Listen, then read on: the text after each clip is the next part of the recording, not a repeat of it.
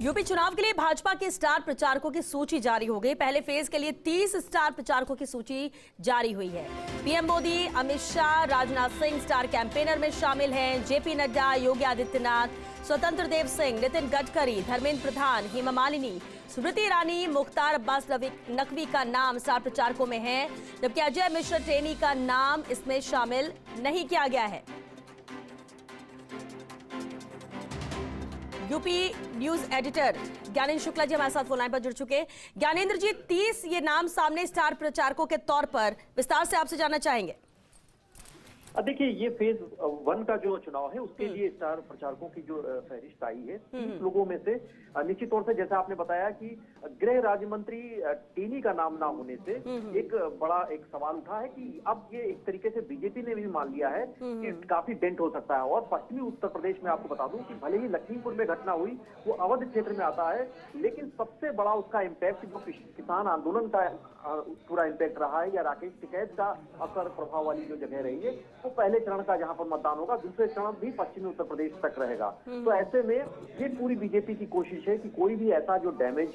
हो सकता है उससे बचा जाए, और शायद इसी वजह से किसी भी प्रकार के विवाद से बचने के लिए टेनी का नाम इसमें शामिल नहीं किया गया। हालांकि ये हो सकता है संभव कि जब आने वाले उसके बाद के जो चरण के चुनाव होंगे, चौथे और पांचवें चरण के चुनाव, जब मध्य उत्तर प्रदेश की तरफ चुनावी बयार आएगी उस वक्त यहाँ पर भले ही टेनी का नाम शामिल किया जाए, लेकिन अभी फिलहाल बीजेपी ऐसा करते हुए बच रही है। और जो 30 लोग हैं वो सारे लोग पहले भी जब भी बीजेपी के लिए चुनाव के लिए दरकार हुई है ये सारे लोग स्टार प्रचारक के तौर पर सामने आते रहे। वो पीएम मोदी से लेकर राजनाथ सिंह, अमित शाह, जेपी नड्डा, स्मृति ईरानी और खुद योगी आदित्यनाथ दूसरे प्रदेशों में चुनाव प्रचार करते रहे हैं, और यहाँ पर खुद उनका चेहरा ही यहाँ पर दांव पर लगा हुआ है, जिससे पूरी बीजेपी की प्रतिष्ठा जोड़ी हुई है। लेकिन ज्ञानेंद्र जी, जिस तरह से आपने कहा कि संभावना है कि दूसरे फेज के लिए हो सकता है इन्हें शामिल कर लिया जाए, लेकिन अजय मिश्र टेनी को लेकर विवादों में नहीं पड़ना चाहेगी बीजेपी, किसी तरह का नुकसान नहीं झेलना चाहेगी, इसलिए फर्स्ट फेज से हटाया गया है। तो ऐसे में तो मुमकिन कम लगता है कि बाकी फेज में भी इन्हें शामिल किया जाए।